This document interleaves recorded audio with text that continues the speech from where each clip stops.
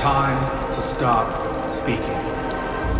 Crimes of the Future, David Cronenberg's first time behind the camera in 8 years, is a deeply frustrating film, filled to the brim with big ideas captured in uninteresting fashion. While Cronenberg remains a conceptual powerhouse, returning to his days as a body horror maestro, his approach to one of his more thoughtful and intimate scripts leaves it wanting for passion, intrigue, and even disgust, the kind that might make the experience feel viscerally complicated rather than distant and removed, though its performances are certainly engaging.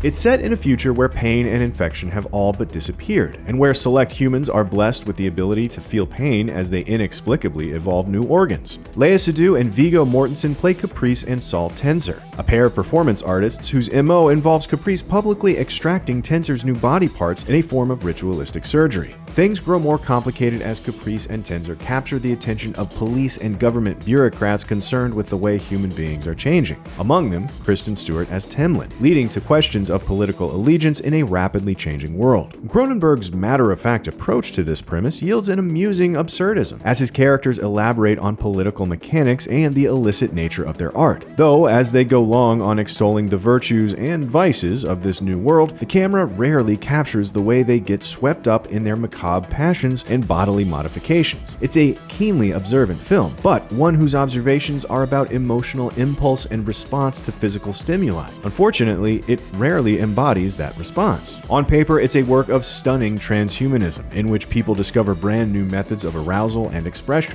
As Temlin says in the trailer, "You know what it is. Surgery is the new sex."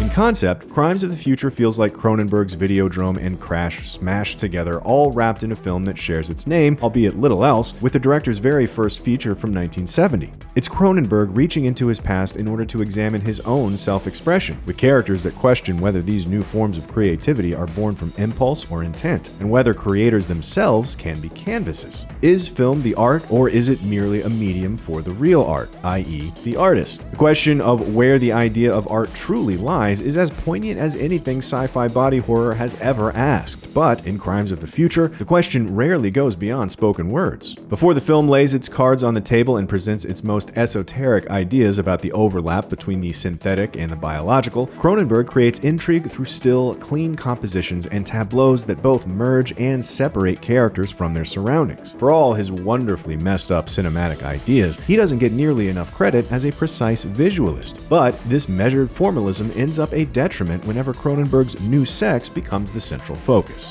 It's somewhat dissatisfying to watch a film whose wild ideas of sexual exploration and self-exploration are so plain and so viciously dulled, as if the only desired emotional responses to them are either disgust or lack thereof. The actors all try their damnedest both to embody Cronenberg's ideas and to capture the sense of twisted allure so clearly underlying the story. But this time around, Cronenberg seems to have little interest in meaningfully exploring the many things discussed in the dialogue. The characters are all having a much more interesting time dissecting these ideas than the camera has dissecting their physical and emotional selves, so the result feels less like watching a Cronenberg classic in the making and more like watching other people describe one.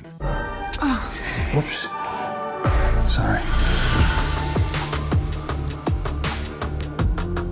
Despite having wonderfully twisted ideas and great performances to match them, Crimes of the Future isn't the triumphant return David Cronenberg fans might have hoped for. Set in a world where the disappearance of pain has led to a gory new performance art, the film presents imaginative questions about expression and sexuality, but mostly asks them in words rather than exploring them cinematically. For more movie reviews, check out what we thought of Elvis and Top Gun Maverick, and for everything else, stick with IGN. Stop seeing.